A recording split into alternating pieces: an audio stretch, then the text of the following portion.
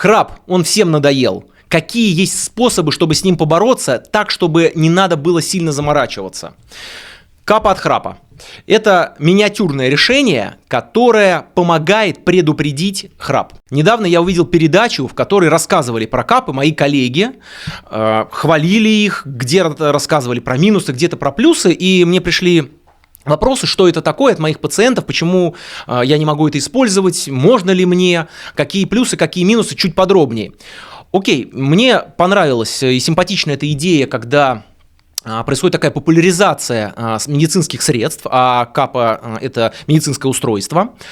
Здесь мы видим капу полуиндивидуальную, то есть какая-то часть капы твердая, и ее не изменить.